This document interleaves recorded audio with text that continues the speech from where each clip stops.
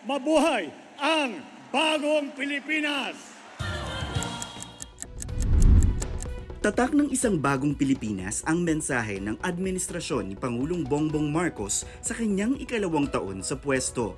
Sa katunayan, naging New Year's resolution pa nga niya ito. Dahil marami pang kailangan gawin, marami pang kailangan pagandahin, at marami pang kailangan ayusin para naman tuloy-tuloy ang pagsulong natin tungo sa isang bagong Pilipinas. Kamakailan, ipinag-utos ng Pangulo na gamitin ang bagong Pilipinas hymn at pledge sa flag ceremony ng mga national government agency.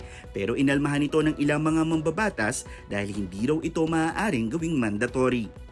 Iba't ibang hamon o lubak din ang kinahaharap ng administrasyon sa daan patungong bagong Pilipinas, tulad ng inflation o ang bilis ng pagtaas ng presyo ng mga bilihin. Bahagyang tumaas ang inflation rate mula Marso hanggang Mayo. Dumami rin ang bilang ng mga Pilipinong walang trabaho sa unang bahagi ng taon.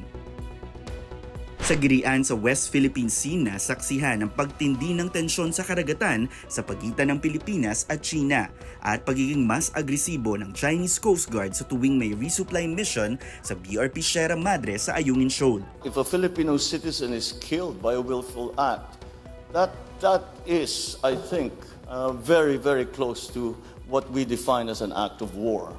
Dalawang multilateral maritime cooperative activity ang naikasa sa loob ng isang taon sa pagitan ng Pilipinas, US, Japan at Australia at Pilipinas, US, Japan at Canada.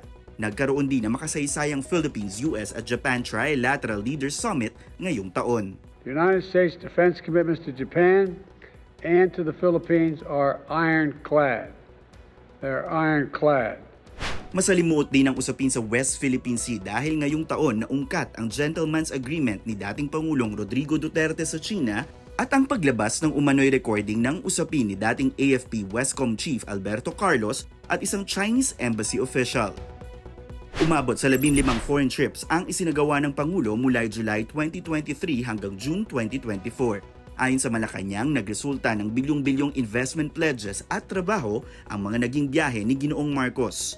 Markado rin ang ikalawang taon ng Pangulo ng pagsisimula at paglulunsad ng iba't ibang mga proyekto tulad ng pagbubukas ng kauna-unahang Philippine Cancer Hospital, Pasig River Rehabilitation Project at Solar Pump Irrigation Project.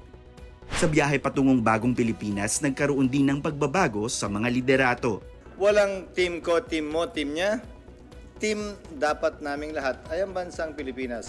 Pagbibitiw sa pwesto, ang aking pagbibitiw ay hindi lulan ng kahinaan.